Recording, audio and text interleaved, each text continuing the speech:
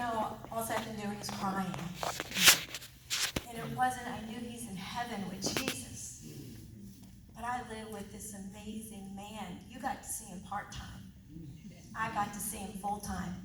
I had a full-time pastor. And just as he spoke into your life and encouraged you, he spoke into my life and encouraged me. And I'm going to miss him. And I have been crying nonstop. I asked the Lord. He said there's a time for mourning, there's a time for weeping, there's a time for everything. And I just asked the Lord for this time to be a time of strength. Afterwards, I can go back to the weeping. And it's not because I'm weeping, because I know where he's in heaven. But I miss that man. I miss that man. How many years ago it was,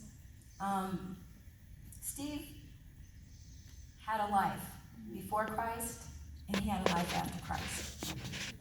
And that life before Christ, he had a lot of gifts, and he had a lot of talents. And when we moved here to Nashville, Tennessee, God had a different idea for those gifts and talents. Steve was a singer, he was a songwriter. I don't know if anybody knew that. But we came here to make a dream come true for him. But that wasn't God's plan for his life. God had a different plan for his life. And so Steve, we have a testimony, and I wanted to share this testimony. And then we'll go ahead and we'll continue on. But can you go ahead and start that? I was 39 years old and had tried for many years to control all that was my life. The Holy Spirit had been pulling at my heart for some time, and I knew I was at the bottom in my heart.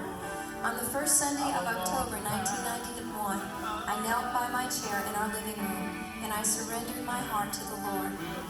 From that moment, I committed my life to walk in obedience to his commandments and to live the rest of my life serving the Lord.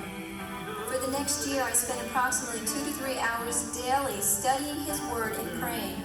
The Holy Spirit was cleansing me and teaching me what a Christian was and how he should live. The peace of God was embedded deep in my heart, and the changes in my life were dramatic, so much that my wife began to question her heart without me ever trying to sway her. By August of the following year, she surrendered her life to the Lord, wanting in her heart the peace displayed by the Holy Spirit in mine.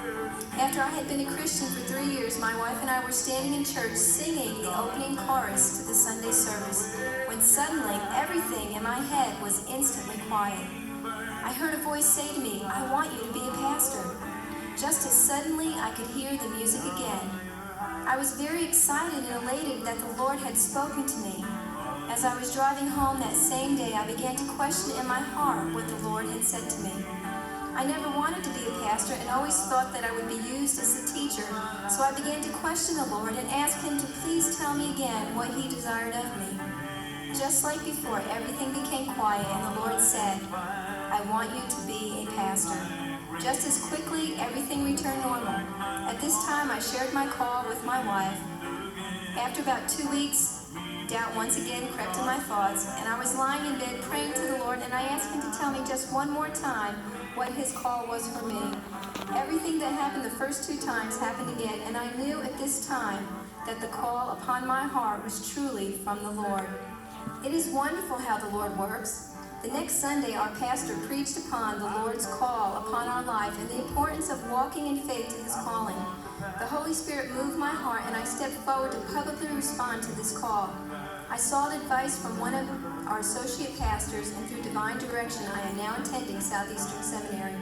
Ever since I arrived here at the Southeastern, the Holy Spirit has been pulling hard at my heart to begin serving as a pastor.